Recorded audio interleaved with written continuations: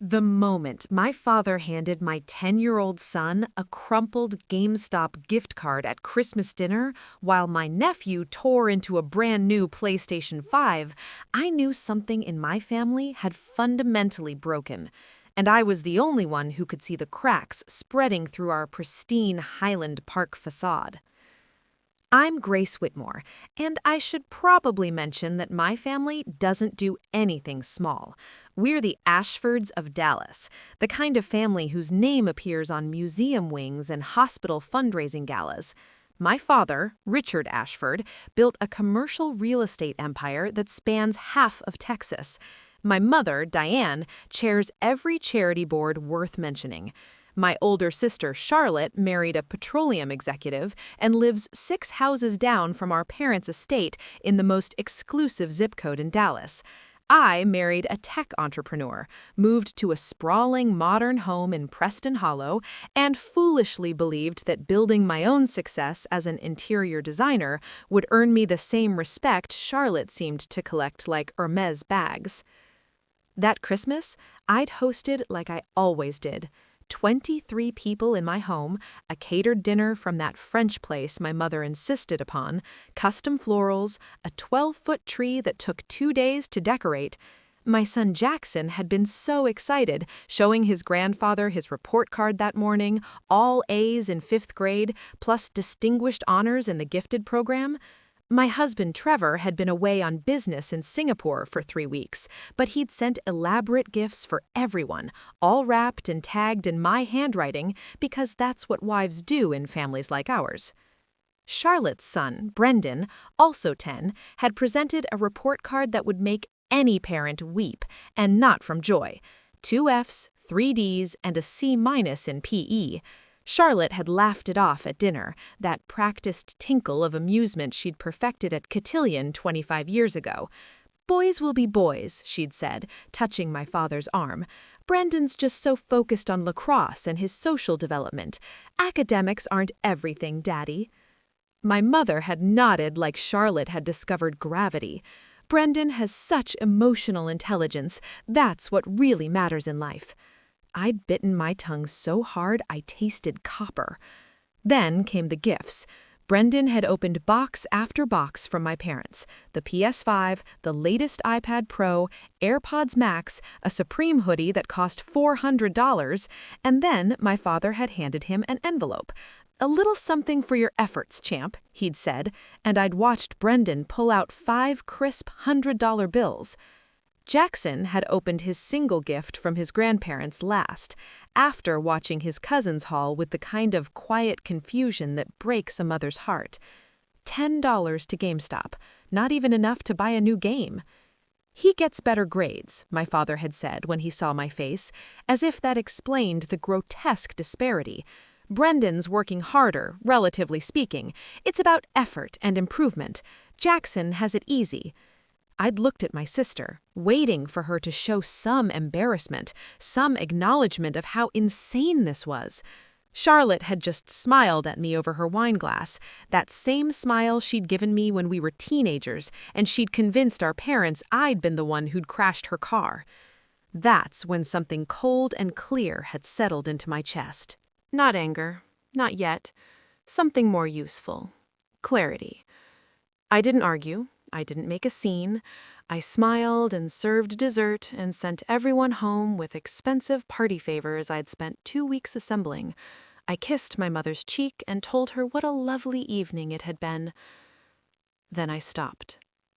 I stopped hosting Sunday dinners, the tradition I'd maintained every single week for 7 years.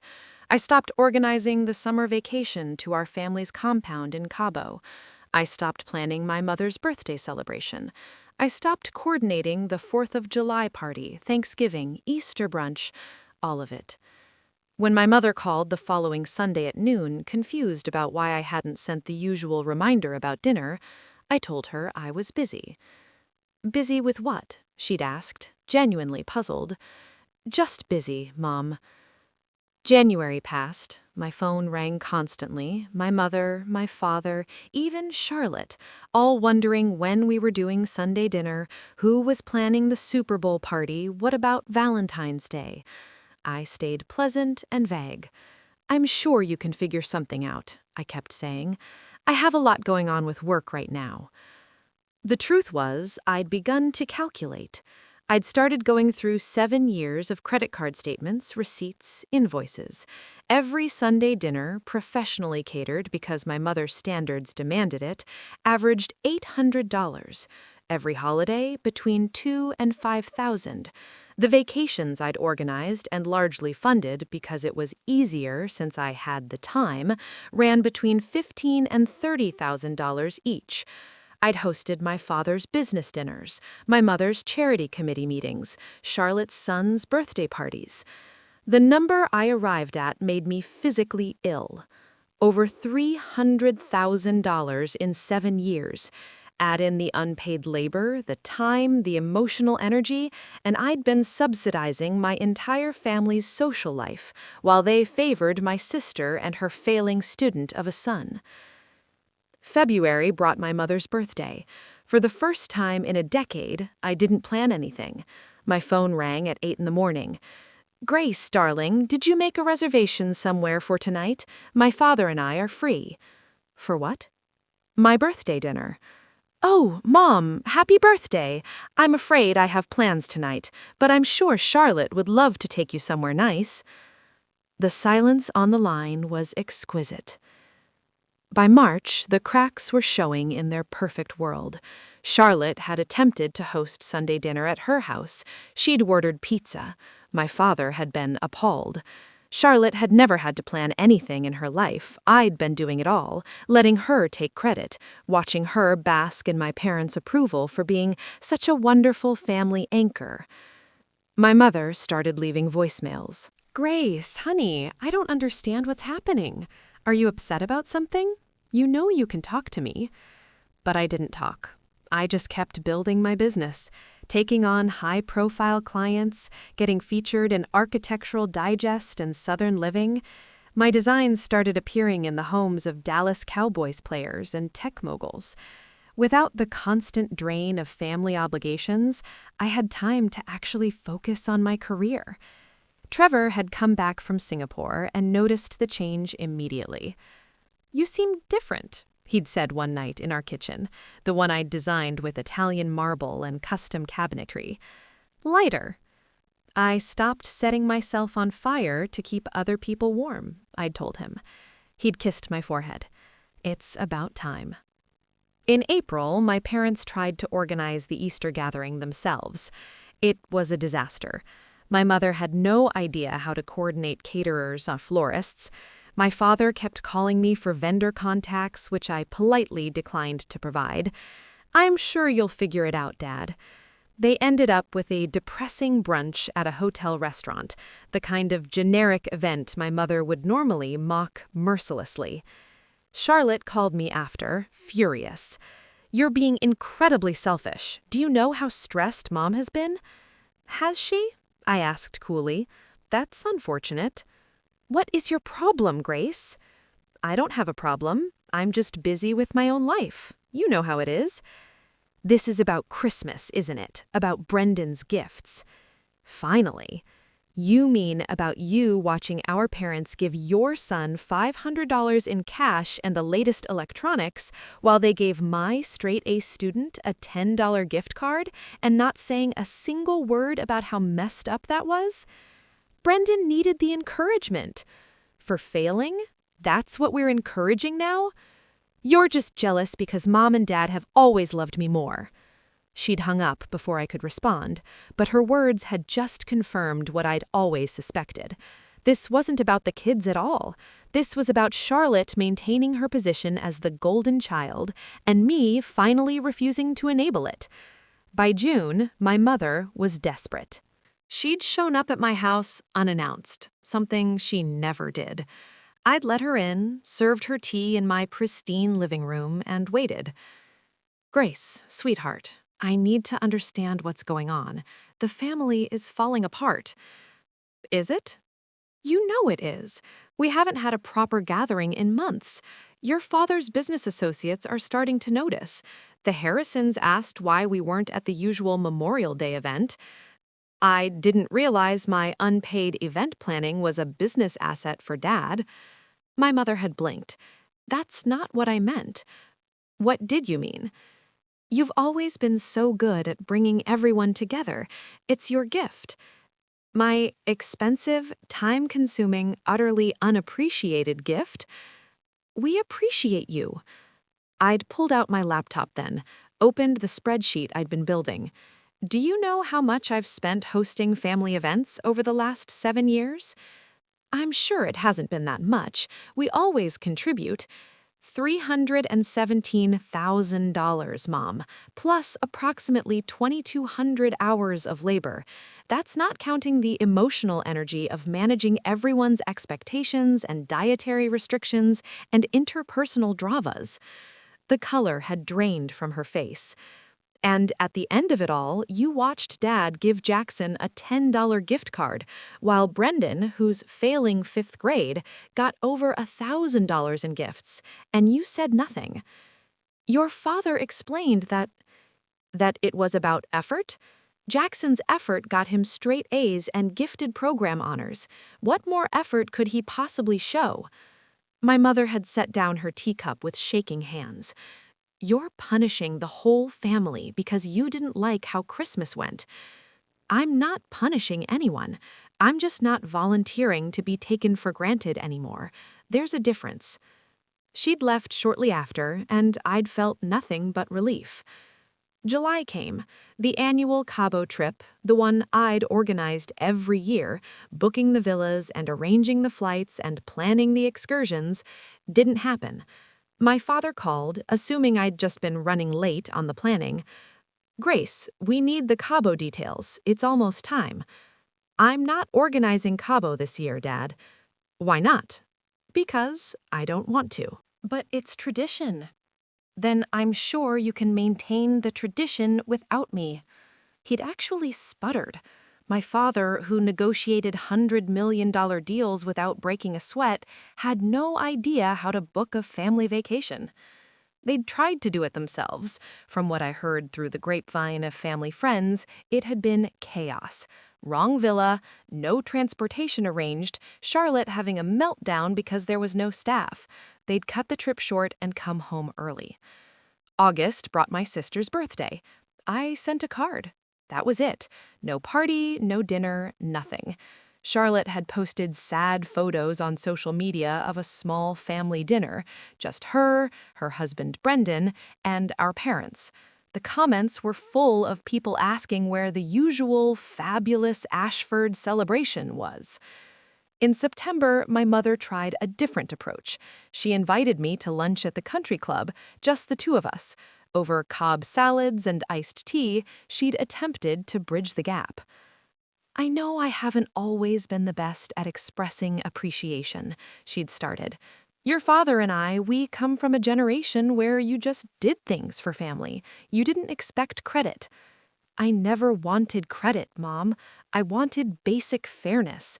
I wanted my son to not watch his cousin get lavished with gifts for failing while he got a slap in the face for excelling. Your father made a mistake in judgment. He knows that now. Does he? Has he said that to Jackson? Has he apologized? She'd looked away. You know how your father is about apologies. Yeah, I do, and that's part of the problem. Charlotte feels like you've abandoned her. I actually laughed. Charlotte has felt nothing but superiority her entire life. What she's feeling now is the minor inconvenience of having to plan her own events. That's harsh, Grace. Is it? When's the last time Charlotte hosted anything? When's the last time she picked up a check? When's the last time she did anything for this family beyond showing up and taking credit? My mother hadn't had an answer for that. By October, I'd heard from Trevor that my father had been asking around about me at the business club, trying to figure out if I was having financial trouble, if that's why I'd stopped hosting. The idea that I might just be tired of being used hadn't occurred to him. When Trevor told him no, I was actually doing better than ever, my design business was booming, and I'd just landed a contract to redesign a boutique hotel in Austin, my father had apparently looked confused. Then what's her problem? He'd asked. Trevor had shrugged. Maybe she's just done being taken advantage of. Halloween came and went. I took Jackson trick-or-treating in our neighborhood, just the two of us and some of his school friends. We had a blast. No obligatory family party, no managing my mother's anxiety about decorations, no watching Charlotte's kid get praised for a store-bought costume, while Jackson's elaborate homemade one got a pat on the head. November arrived, and with it, the looming specter of Thanksgiving. My phone rang daily. My mother, my father, Charlotte, even my aunt from Houston, all calling to ask about Thanksgiving plans. "I'm sure you'll figure something out," I kept saying. 3 days before Thanksgiving, my mother called in tears. "Grace, please, I don't know how to do this. I've never planned Thanksgiving. That was always your grandmother's job, and then it was yours. Mom, you're a grown woman who chairs charity galas for 500 people. I think you can manage a Thanksgiving dinner." "It's not the same. Those have professional planners." "So hire a professional planner." "For a family dinner?" "Why not? You never had a problem letting me do professional-level work for free." She'd gone quiet. Then, "Is that what this is about? Money? Do you want us to pay you back?" "I don't want your money, Mom. I wanted basic decency and appreciation. I wanted my kid to not be treated like a second-class family member. I wanted someone, anyone, to notice that I'd been holding this family together with my own resources and energy for years, and maybe say thank you." "We say thank you." "When? When have you ever actually thanked me? When have you acknowledged what I've done?" Another silence. "I'll think about Thanksgiving," I'd said finally, "but I'm not making any promises." I'd hung up and looked at Trevor, who'd been listening from the doorway. "Are you going to cave?" he'd asked. "What do you think I should do?" "I think you should keep doing exactly what you're doing. They don't appreciate you, Grace. They never have. Charlotte's the golden child, you're the workhorse, and they've never seen a problem with that dynamic because it benefits them." He'd been right. I knew he was right. But then Jackson had come downstairs, looking worried. "Mom, Grandma called me." My blood had run cold. What did she say? "She said she missed me. She asked if I was mad at her and Grandpa. She was crying." And there it was, the manipulation I should have expected, going around me to my child, making him feel guilty for my boundaries. I'd called my mother back immediately. "You don't get to put this on Jackson. He's 10 years old. If you have a problem with me, you talk to me." I just wanted to hear his voice. I miss my grandson. "You're welcome to see him anytime. You know where we live. You can take him to lunch, to a movie, whatever you want. But you don't get to make him feel responsible for your hurt feelings about consequences you brought on yourselves." "Grace, please, let's just have Thanksgiving like normal. We can talk about everything else after." Define normal. Normal like me spending $5,000 in 3 days of prep work so you can all show up and eat and leave? That normal? I'll pay for the catering. It's not about the money. Then what is it about? I'd taken a breath, gathering 7 years of frustration. It's about the fact that you've taken me for granted my entire life. It's about Charlotte being able to do no wrong while I have to be perfect to get a fraction of the approval. It's about watching you give Brendan $1,000 for failing while Jackson got $10 for excellence. It's about you calling my 10-year-old son to emotionally manipulate him into pressuring me. It's about all of it, Mom. All of it. She'd been crying openly now. "I don't know how to fix this." Start by apologizing to Jackson, a real apology to his face from both you and Dad. Acknowledge that you messed up at Christmas. Acknowledge that you've played favorites. Then we can talk about Thanksgiving. Your father will never. Then I guess there's nothing more to discuss. I'd hung up, and this time I'd turned off my phone. Trevor had pulled me into his arms. I'm proud of you, he'd whispered. 2 days before Thanksgiving, my father had shown up at my door. Not my mother, him. Richard Ashford himself, standing on my porch like he'd never been there before, which was almost true. He usually waited in the car when they visited. I'd let him in, offered him nothing, and waited. Your mother says you want an apology? I want you to apologize to your grandson for treating him terribly. There's a difference. He'd shifted uncomfortably. My father was not a man who apologized. Jackson's a good kid. Smart, like you were. Are. What? Like I am. I'm still smart, Dad. I just stopped using my intelligence to make your life easier at the expense of my own. He'd actually looked at me then. Really looked. Maybe for the first time in years. When did you get so hard? When I realized being soft just meant getting crushed. I didn't crush you. Didn't you? Do you know how many times over the years I've won awards, gotten big clients, been featured in major publications, and you've barely acknowledged it? Do you know how many times you've praised Charlotte for just showing up while I'm actually building something? Charlotte's had a harder time. Her marriage isn't as stable as yours. Brendan has some challenges. And that means my kid deserves less? That means I deserve less appreciation for literally holding this family together? My father had sat down heavily on my couch. I didn't realize you were holding anything together. I thought you just liked hosting. The sheer obliviousness had been almost funny. Almost. Dad, did you think all those events just happened? That food magically appeared, decorations materialized, schedules coordinated themselves? I thought you had help, caterers, planners. I hired and managed them all, with my money, my time, my energy. He'd pulled out his checkbook. Let me write you a check. For everything. What was the number you told your mother? 300,000? Put that away. I don't want your money. I want you to look at your grandson and tell him you're sorry for making him feel worthless at Christmas. I want you to acknowledge that you screwed up. That's it. Richard Ashford doesn't apologize to children. Then Richard Ashford doesn't get Thanksgiving at his daughter's house, or Christmas, or anything else. We'd stared at each other, two people who shared DNA but might as well have been strangers. Finally, he'd stood. You're just like your grandmother, stubborn as hell. Grandma was the only one in this family who ever saw me for who I was. I'll take that comparison as a compliment. After he left, I'd made my decision.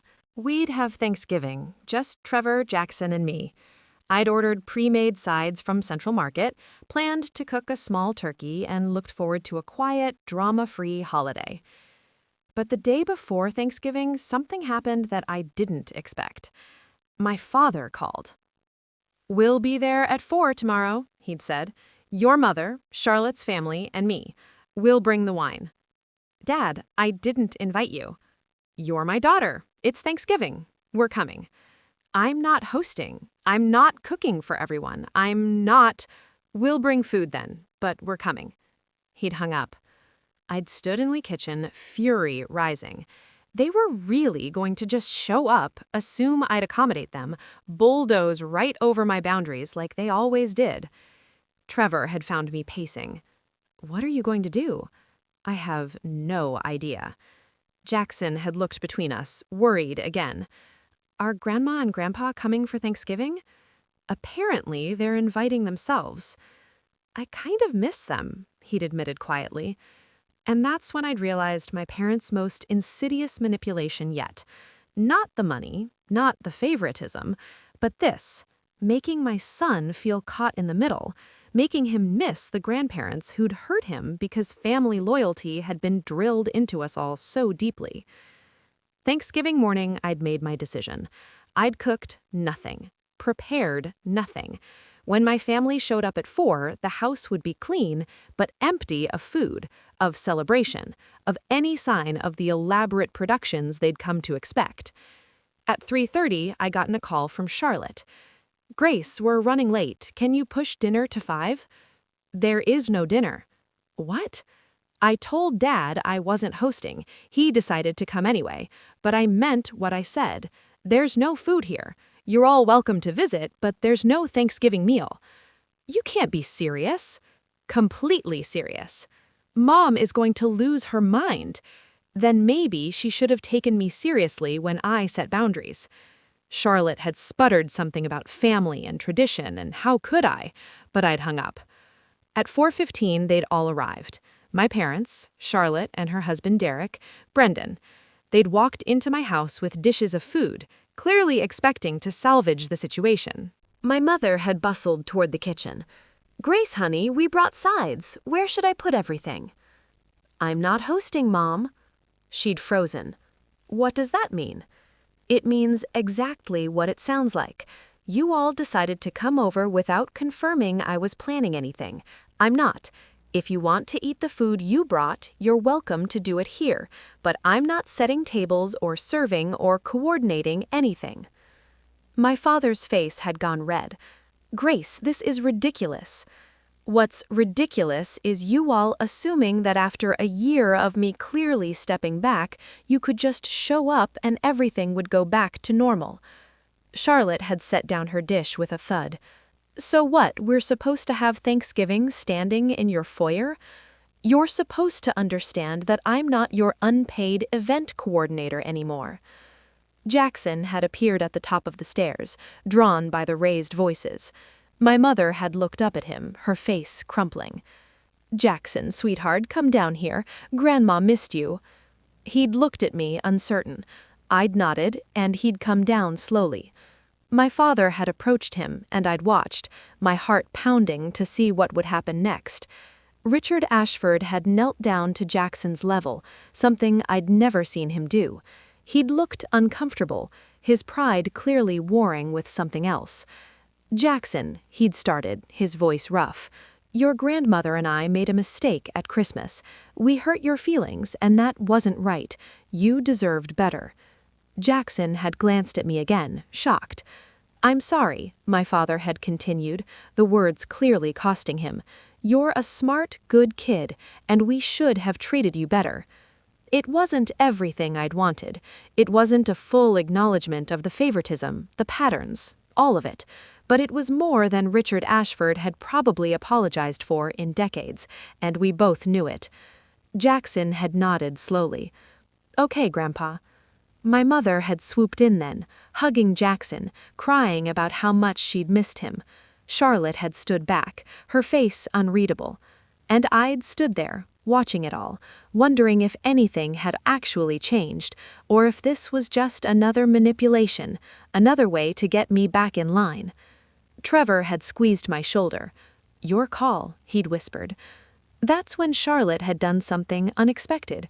She'd turned to me, and for the first time in our lives, I'd seen something other than superiority in her face. "Can we talk? Just you and me?" We walked into my study, Charlotte and I, leaving the awkward Thanksgiving tableau in the foyer. She closed the door behind us and stood there for a moment, looking around at the space I'd designed with floor-to-ceiling bookshelves and a view of my perfectly manicured garden. She'd never been in here before. None of them had, really. This was my sanctuary, the room where I built my business while they assumed I was just playing at being a designer. Charlotte sat down without being invited, which was so typically her that I almost laughed, but then she did something that stopped me cold. She started crying. Not the delicate tears my mother employed for manipulation, but ugly, shoulder-shaking sobs that made her mascara run in black streaks down her cheeks. "I'm so tired, Grace," she said, her voice breaking. "I'm so incredibly tired." I stayed standing, arms crossed, waiting. I'd learned not to rush in and comfort anymore. Derek's leaving me, she continued, wiping at her face with the back of her hand. He's been having an affair with his secretary for 2 years. 2 years, Grace, and I knew. I've known the whole time, and I just kept pretending everything was perfect because that's what we do, right? We're Ashfords. We don't admit when things fall apart. I sat down then, slowly, processing this information. Charlotte's perfect marriage, the one my parents always held up as the golden standard, was a sham. Brendan's not just struggling academically, she went on. He's been suspended 3 times this semester. He got caught stealing from other kids' lockers, and the school psychologist says he's acting out because of the tension at home. Derek barely acknowledges he exists anymore. And Mom and Dad, they just keep throwing money at the problem like that's going to fix it. "Why are you telling me this now?" I asked quietly. She looked at me with red, swollen eyes. "Because you were right, about all of it. About me being the golden child, about them playing favorites, about me never having to work for anything. Do you know why I never hosted anything? Why I never planned events or picked up checks?" I waited. "Because I don't know how. I never learned.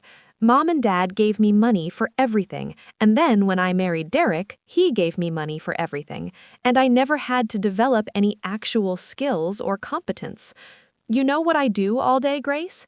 I go to the gym, I have lunch with other women who do nothing, I shop, I post on social media about my amazing life, and it's all empty. It's all completely empty." She pulled a tissue from her purse, dabbed at her eyes. "When you stopped hosting, stopped planning, stopped holding everything together, it all fell apart. And I realized something. You weren't just doing those things for Mom and Dad. You were doing them for all of us. You were the glue, and we just took and never gave anything back. Charlotte, let me finish, please." She took a shaky breath. "That Christmas, when Dad gave Brendan all those gifts and Jackson got basically nothing, I felt sick. I knew it was wrong, but I didn't say anything because I was scared that if I rocked the boat, if I questioned them, they might look too closely at my life and see that I'm failing at everything. Failed marriage, failing kid, no real purpose or skills.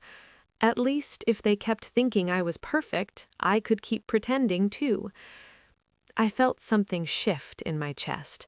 Not forgiveness, not yet, but understanding. Charlotte wasn't my enemy. She was another victim of our parents' toxic dynamics, just playing a different role in the same dysfunctional system.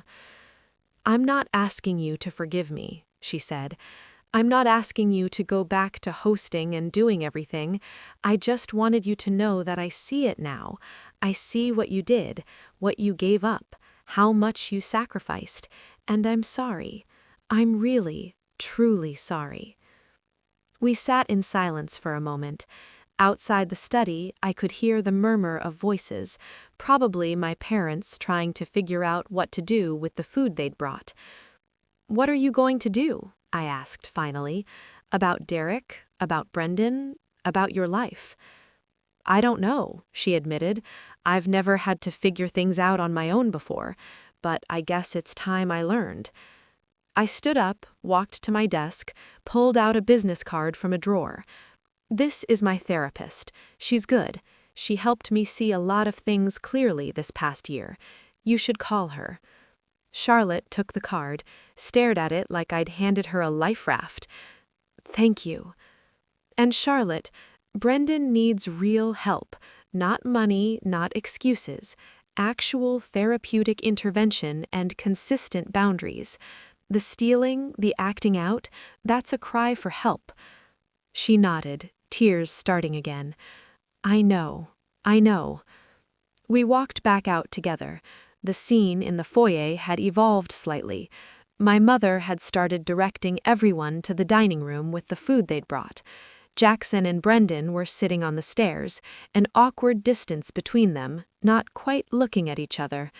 Trevor was making small talk with Derek, though I could see the tension in my husband's jaw. He'd never liked Derek much. My father was standing alone by the window, looking out at the street, his shoulders tight. When he heard us come in, he turned. "Grace, I think we should talk, all of us." "Fine. Dining room, everyone." We gathered around my custom dining table, the one I'd designed with hidden leaves that could extend to seat 20. Today it felt cavernous with just the 8 of us. I stayed standing at the head while everyone else sat. "I have some things to say," I started, my voice steady, "and you're all going to listen." My mother opened her mouth, but my father put a hand on her arm. For once, they stayed quiet. For 7 years, I hosted every family event. I spent over $300,000 of my own money making sure this family looked perfect to the outside world. I spent thousands of hours planning, coordinating, managing everyone's expectations and needs. I did it because I thought that's what family meant. I thought if I just worked hard enough, gave enough, sacrificed enough, I'd finally earn the same love and respect that Charlotte got just for existing. Charlotte flinched, but didn't interrupt. But that Christmas, when Jackson got humiliated in his own home while his cousin got rewarded for failure, I finally understood something. It was never about earning anything. The system was rigged from the start. Charlotte was the golden child, I was the workhorse, and those roles were never going to change no matter what I did. My mother started. "Grace, honey, I'm not finished." My voice was ice. "You called my son, Mom. You went around me to emotionally manipulate a 10-year-old child into feeling guilty for boundaries I set as an adult. That crossed a line you don't get to uncross." My mother's face crumpled. "I just missed him. I didn't mean—" "You meant exactly what you did. You were trying to use him to control me. Just like Dad showing up uninvited to Thanksgiving was about control. Just like everything you've both done this year has been about trying to force me back into the role of family servant without actually addressing the fundamental disrespect and favoritism that made me step back in the first place." My father's face was red again. "Now you listen here." "No, Dad, you listen. I'm done. I'm done hosting events you take for granted. I'm done planning vacations I fund. I'm done being invisible while Charlotte gets praised for breathing. I'm done watching my brilliant son be treated like he's less important than his cousin. I'm done with all of it." "So what, you're just cutting us off?" my father demanded. "That's your solution?" "I'm setting boundaries. There's a difference. If you want a relationship with me, with Jackson, with our family, it's going to be on new terms, equal terms. That means no more surprise visits, no more assumed hosting, no more favoritism, no more taking me for granted. And if we don't agree to your terms," my father's pride was evident in every word, "then I guess you've made your choice, and we all move forward accordingly." The silence that followed was deafening. Jackson was watching me with something like awe. Trevor had a small smile on his face. Charlotte was crying quietly. Derek looked uncomfortable, like he wished he was anywhere else.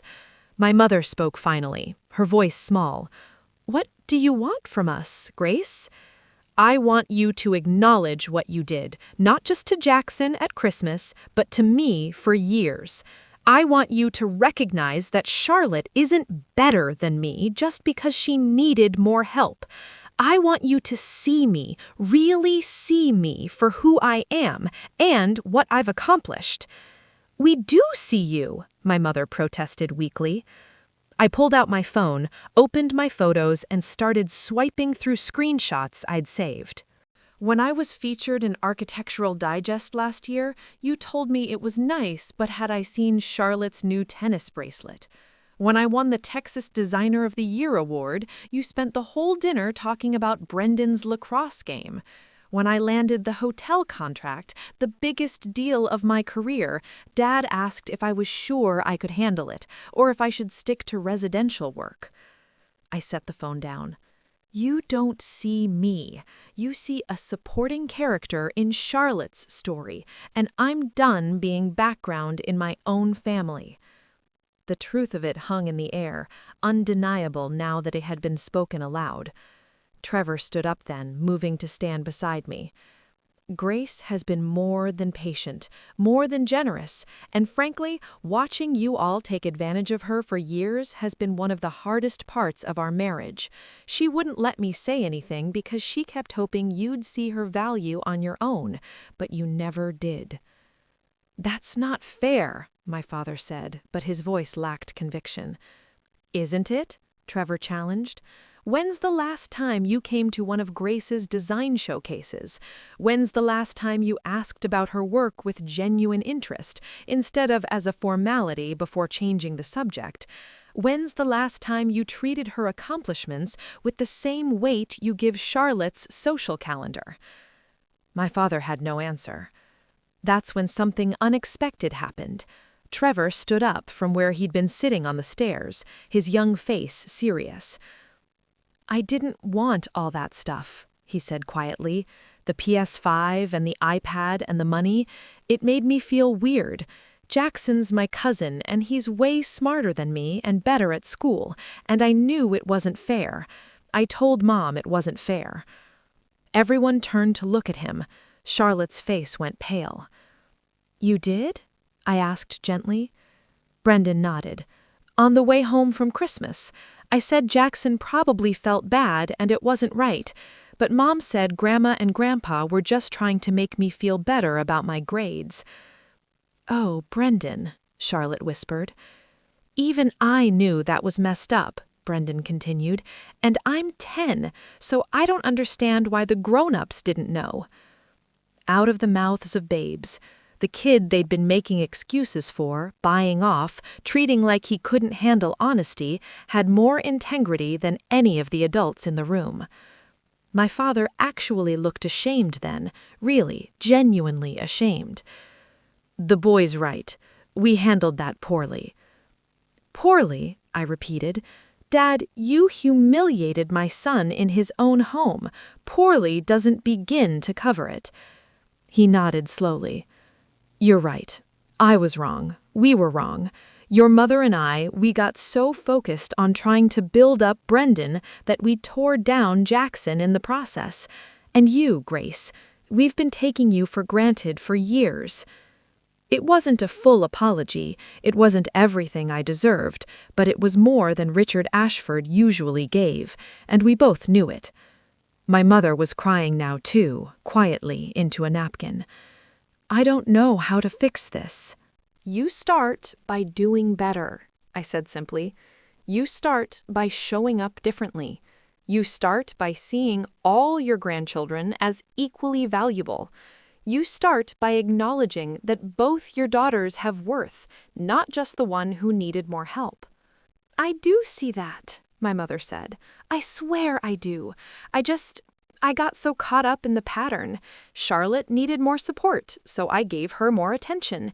You were always so capable, so independent, so I thought you didn't need me as much.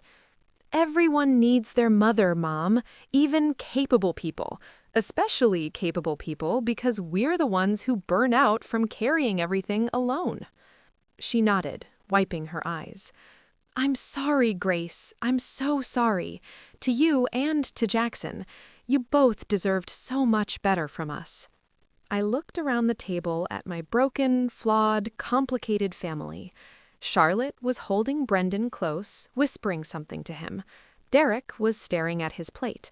My father was looking at me with something that might have been respect for the first time in my life. My mother was still crying. Trevor's hand was warm on my back. Jackson was watching everything with wide eyes, learning lessons about boundaries and self-worth that I wished I'd learned decades earlier. Here's what's going to happen, I said, my voice firm but not unkind. If you want to be part of our lives, really be part of them, things change. No more surprise visits, you call first. No more assumed hosting. If you want a family dinner, you plan it and you fund it, or we take turns. No more favoritism between the cousins. Equal treatment, equal respect, equal love. And no more dismissing my accomplishments or my career. And if we mess up? My father asked. Then I'll tell you, and you'll listen, and we'll figure it out like adults. But I'm done sacrificing myself to avoid conflict. I'm done setting myself on fire to keep everyone else warm. My mother stood up then, walked around the table to where I stood. Can I hug you? I hesitated, then nodded. She wrapped her arms around me, and I let her, feeling the complicated tangle of love and hurt and hope that family always brings. I'll do better, she whispered. I promise I'll do better. We'll see, I said softly. I'm not accepting promises anymore. I'm only accepting changed behavior. She nodded against my shoulder. When we finally sat down to eat the mismatched Thanksgiving meal, cobbled together from dishes everyone had brought, it was awkward and strange, but it was also honest in a way our family gatherings had never been before. Charlotte talked about her divorce plans, and my mother listened instead of trying to fix it. My father asked me real questions about my work and actually listened to the answers. Jackson and Brendan started talking about video games, the tension between them easing. It wasn't perfect. It was messy and uncomfortable and real, but it was a start. Later, after everyone had left, after Jackson had gone to bed, I stood in my kitchen with Trevor, washing the dishes by hand, even though we had a perfectly good dishwasher. I'm proud of you, he said, drying a plate. That was incredible. You stood your ground.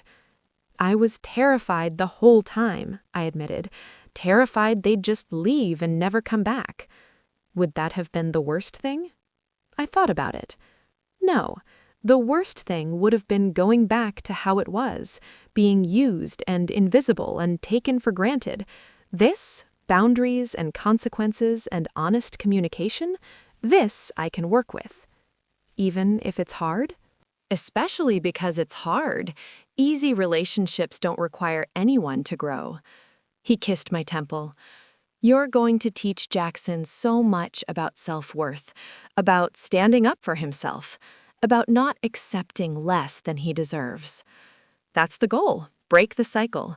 Let him learn what took me 35 years to figure out. We finished the dishes in comfortable silence. As I was putting away the last plate, my phone buzzed, a text from my mother. Thank you for not giving up on us. We'll prove we can change. Love you. I showed Trevor. He smiled. Are you going to respond? Tomorrow, I said. Tonight, I just want to sit with the fact that I finally stood up for myself, that I finally chose my own peace over their comfort. That feels like enough for now. We went upstairs, checked on Jackson, who was sleeping peacefully, his straight-A report card still posted on his bulletin board. In his sleep, he looked content, safe, loved, everything a kid should be. In our bedroom, Trevor held me close. What are you thinking about? I'm thinking about how my grandmother used to tell me that you teach people how to treat you. I spent so many years teaching my family that they could take advantage of me, use me, overlook me, and they learned that lesson perfectly. And now? Now I'm teaching them something different, that I have value, that I have boundaries, that I won't accept crumbs when I deserve the whole feast. It's a harder lesson for them to learn, but it's a necessary one. For them or for you? Both. Over the next few months, things slowly shifted. My parents made genuine efforts. They came to my design showcase and stayed for the whole thing, asking questions and actually looking at my work. They took Jackson to the Science Museum, just him, no Brendan, and sent me photos of them genuinely engaged with his interests. They hosted Sunday dinner at their house and actually planned and funded it themselves, though my mother called me 3 times in a panic about coordinating with the caterer. Charlotte started therapy. She filed for divorce. She enrolled Brendan in counseling and actually started setting boundaries with him, which was hard for both of them, but necessary. She called me one day to ask how I'd built my business, if I could teach her about financial independence, because she'd never managed her own money. "I need to learn how to stand on my own," she said, "like you've always done." We started meeting for coffee once a week. Slowly, carefully, we built something that resembled a real sisterhood instead of a competition. It wasn't always easy. Old patterns don't die quickly. But we were trying. My father never became effusive with praise, but he started showing up differently. He referred business contacts to me. He mentioned my work in his professional circles. He started introducing me as my daughter Grace, one of the top interior designers in Dallas, instead of just my daughter Grace. The real test came at Christmas, almost a year exactly from the incident that had started everything. We'd agreed to have it at my parents' house this time, with my mother planning and my father funding. I offered to help if asked, but made it clear I wasn't taking over. When we arrived, the house was decorated beautifully. My mother had actually hired a professional decorator, and she'd clearly learned from watching me all those years. The dinner was catered from a good restaurant. There was a carefully planned menu that accommodated everyone's dietary restrictions. Gift time came, and I held my breath. My father handed Jackson a wrapped package. Jackson opened it to reveal a new high-end laptop for school, the kind that would last him through high school. "For our scholar," my father said, his voice warm. "We're proud of you, Jackson. Your grades, your dedication, your character. You're a remarkable young man." Jackson's face lit up. "Thanks, Grandpa." Then my father handed Brendan his gift, a similar-sized box. Inside was an identical laptop. "For you too, Brendan," my father said. "We know this year's been hard. We're proud of the work you're doing in therapy and how you're trying to do better in school. Keep it up." Equal, fair, appropriate. I felt tears sting my eyes. But my father wasn't done. He handed me an envelope. "For you, Grace." I opened it, confused. Inside was a check made out to me for $320,000. "What is this?" I asked. "It's what we owe you, plus a little interest, for all the years you hosted and planned and funded our family life while we took it for granted. It's not enough, I know. There's no amount that could repay what you gave us, but it's a start." I stared at the check, stunned. "Dad, I told you I didn't want money." "I know, but you deserve it anyway. You earned it. And more than that, you deserve to be recognized for what you contributed, not just with words, but with actions." My mother handed me another package. Inside was a beautiful custom photo album. I opened it to find page after page of photos documenting my accomplishments over the years. Articles about my work, pictures from design showcases, awards I'd won. Every achievement carefully cataloged and preserved. "I made this," my mother said softly, "to remind you and to remind us that we have a daughter who built something remarkable. You're brilliant, Grace, creative and talented and strong. I'm sorry it took me so long to really see it." I couldn't speak past the lump in my throat. Charlotte handed me a gift too, a framed photograph of the two of us as children, before the competition and favoritism had poisoned things. We were holding hands, laughing at something off camera, genuinely happy together. "To new beginnings," she said. "To being real sisters instead of rivals." I hugged her, and this time it felt genuine. The rest of Christmas was easy in a way our family gatherings had never been. Conversation flowed naturally. Laughter was real instead of forced. Jackson and Brendan played together like actual cousins instead of competitors for attention. My parents asked about my upcoming projects and listened to the answers. Charlotte shared updates on her therapy and her plans for independence, and everyone supported her instead of trying to fix her. Later, as we were leaving, my father pulled me aside. "I need you to know something," he said. "When you stopped hosting, stopped doing everything, I was angry at first. I thought you were being petty, punishing us over nothing." "Dad, let me finish." But then the months went by and I started to see what had been invisible before. How much work you'd been doing, how much you'd been giving, how little we'd appreciated it. And I realized something. You weren't being petty, you were being healthy. You were setting boundaries that I should have respected years ago. He put his hand on my shoulder. "You're not like Charlotte. You never needed us to rescue you or fix your problems. You were always so capable that I forgot you still needed us to see you, to value you, to be proud of you. I'm sorry I forgot. I'm sorry I let my daughter feel invisible." "Thank you, Dad," I managed. "That means more than you know." "I'm learning that actions matter more than words, so I'm going to keep showing up differently, keep doing better. Not because you're forcing me to, but because you deserve it. You always did." Driving home that night, Jackson in the back seat with his new laptop, Trevor holding my hand, I felt something I hadn't felt in years. Peace. Real, genuine, deep in my bones, peace. "Mom?" Jackson called from the back seat. "Are things going to stay like this, with Grandma and Grandpa being nice and fair?" "I don't know, sweetheart. People can slip back into old patterns, but the difference now is that I won't accept it if they do. I'll speak up, I'll set boundaries, and if they can't respect those boundaries, then we'll limit our contact. But I'm hopeful they've learned something real." "What did they learn?"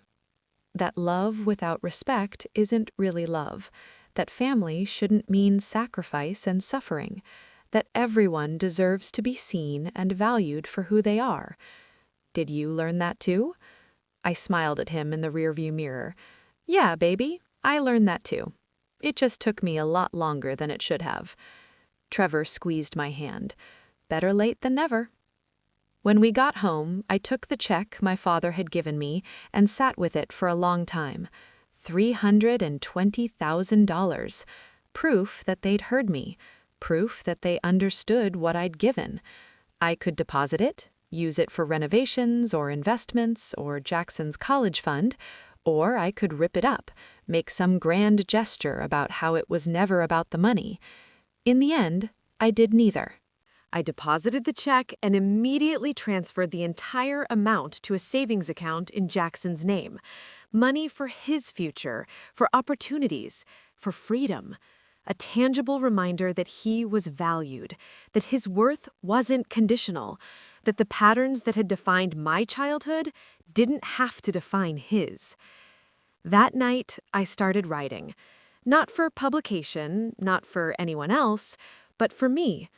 I wrote about everything that had happened, about the $10 gift card that broke something open, about the year of boundaries and consequences, about the slow, painful, necessary work of teaching people how to treat you. I wrote about Charlotte's confession and my parents' growth, about Jackson learning to advocate for himself, about Trevor standing beside me through it all, about the messy, complicated truth that families can hurt you and heal you, sometimes in the same breath. And I wrote about the lesson that had crystallized so clearly over those 12 months. You can't control how others treat you, but you can control whether you accept it.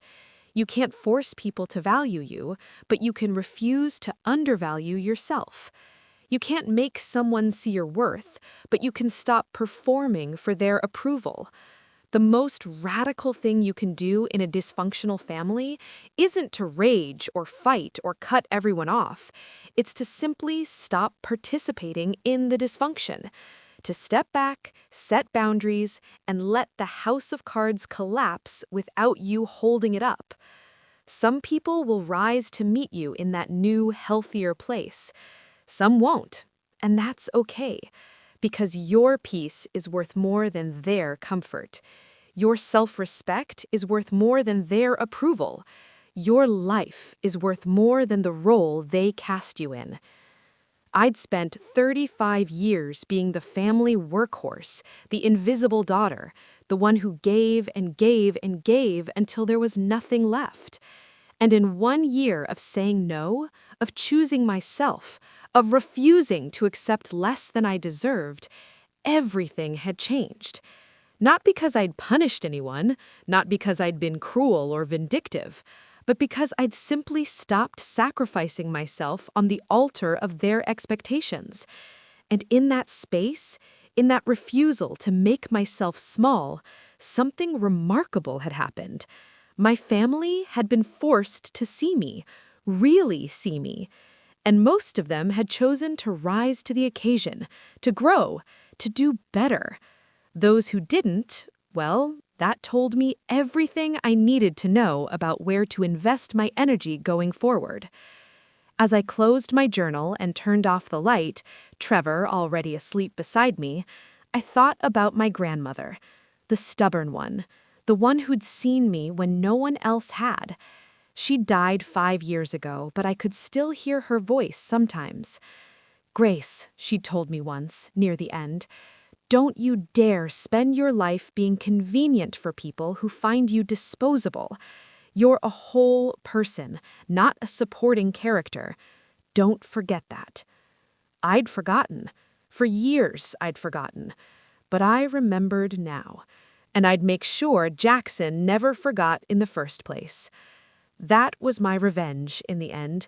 Not hurting them back, not cutting them off, not making them suffer the way they'd made me suffer. My revenge was choosing myself, building boundaries, refusing to accept less than I deserved, teaching my son to do the same. My revenge was thriving.